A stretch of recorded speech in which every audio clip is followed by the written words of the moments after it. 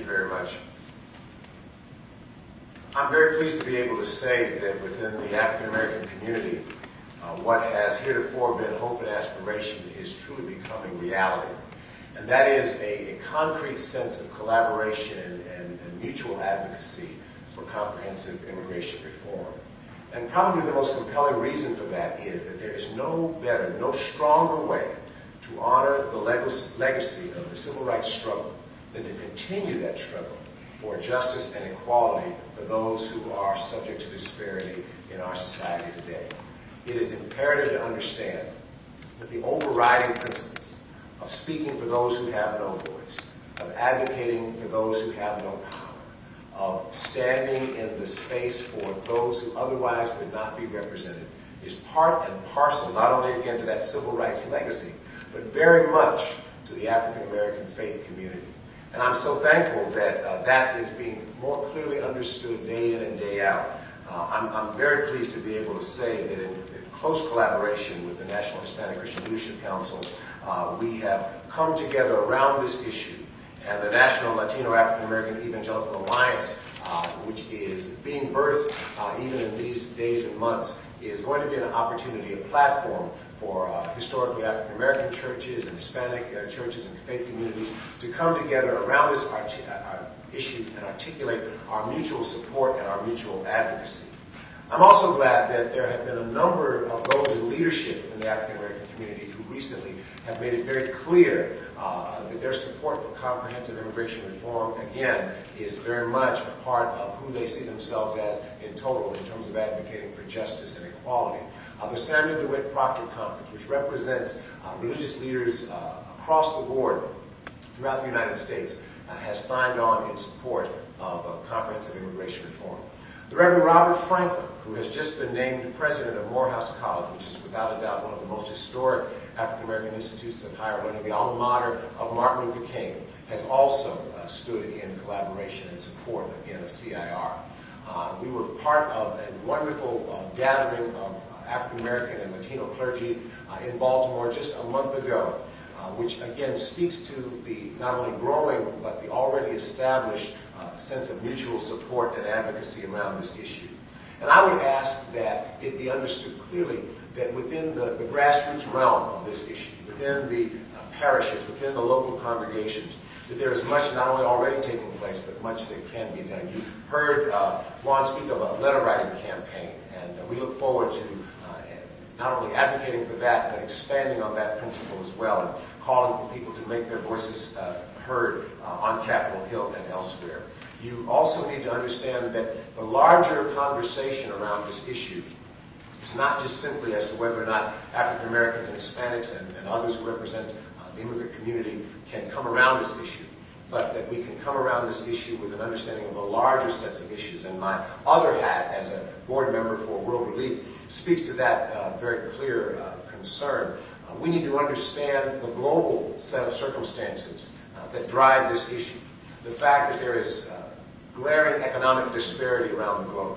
The fact that the United States of America is a point of destination for people, not just simply out of convenience, but because they are compelled to better their lives and the lives of their families. And why those disparities exist and how we can address those disparities, again, is very much a part of the ongoing conversation.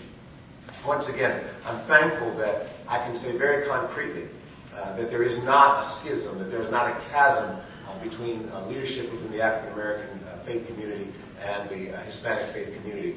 There was an ad campaign that just rolled out a few weeks ago that spoke to the issue of whether or not amnesty would be a threat to the working class within the African American community. And it's unfortunate that people would use and inaccurately use tactics that would frighten or divert the argument. No one here, no one is advocating anything that would foist inequity upon any other group. As a matter of fact, the thing that gives us strength, the thing that gives this collaboration strength is that we are speaking to the same issue with the same measure of passion. I thank you. I serve as a Senior Director of Campaigns and Organizing with Sojourners Called Renewal. The ad campaign itself has been supported by a number of foundations. We are still in the process of finalizing how much money, and we are confident that we're going to be able to place ads and do radio in the 5 states we named. I do want to emphasize, though, We chose those 5 states because the New Sanctuary Movement, which is going to be launched on May 9th, is a really powerful effort that is going to show the human face to this human tragedy. And the Sanctuary Movement is going to be launched in these 5 states as well, and we want to couple what is happening on the ground with families that are being deported, that are being broken apart, with the need to fix the broken system. So we're tying these 2 efforts together. Can you give me an example of a couple of specifics coming from foundations? Some examples of funders. I'll just mention one. The Hagedorn Foundation has supported this effort. The Hagedorn Foundation. The others, I can't say at this point. That'll all be public information when we purchase the ads in the targeted states we mentioned. Yes, please. Adam, this may be another question for you. It's along those lines. What? Oh, I'm sorry. Neela Banerjee from the New York Times. In particular, why these 5 states? Is it because of members of Congress that you want to pressure? Is it, Arizona sort of seems pretty obvious, but some a religion reporter rather than immigration. I'm not quite sure what's happening in the other states. So could you tell us more about why these 5 states?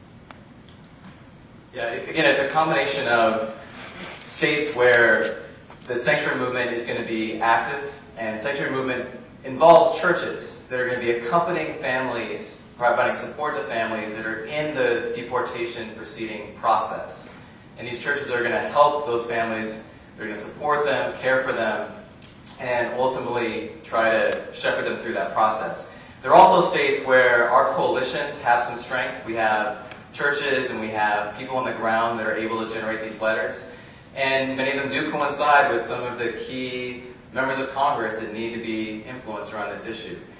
Certainly, Senator Martinez in Florida is a very important one given his role within the Republican Party. Specter is very critical in Pennsylvania. The campaign is not just targeted to those members, but it's targeted to all of Congress. But I just wanted to lift up a couple that are important.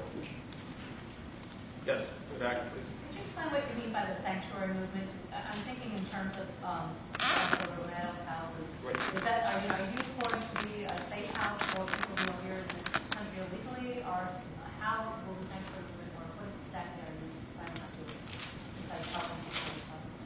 It's called the New Sanctuary Movement, certainly tying into the history of the sanctuary movement that you described. I don't want to give too much detail because there is a press conference on May 9th that's going to launch this formally, but the movement is going to be launched in Los Angeles and New York as the first wave of cities, and they are going to focus on how churches are showing their direct solidarity with families that are going through the deportation proceedings. And they're trying to use this as a way to show that we have a broken system and that there are families being torn apart as a result. Well, does this mean that the actual quote-unquote law breaking by the churches will be happening with this movement? Or can you just give us a little details? It will not mean that there's law breaking taking place. What these churches are doing is legal, but it is an act of solidarity, an act of support. And we can refer you to some of the organizers of the New Sanctuary Movement, particularly Alexia Salvatierra, after this press conference if you want to ask more questions. Questions? Yes, please. Are there any plans to expand the campaign beyond the 5 states at any point in time, or is it just specifically targeted towards this? Yes, I want to emphasize this is a national campaign. So a lot of letter writing, a lot of the call-ins are going to happen nationally, and we're going to be drawing from all of our networks. I mean, Sojourners has a network of 200,000 Christians that are just on our email list, but many of the organizations here also have substantial constituencies. The reason we're naming these 5 states is there are 5 states where New Sanctuary Movement's going to be launched, and there's states where we're going to be placing the ad that you see in front of you. There's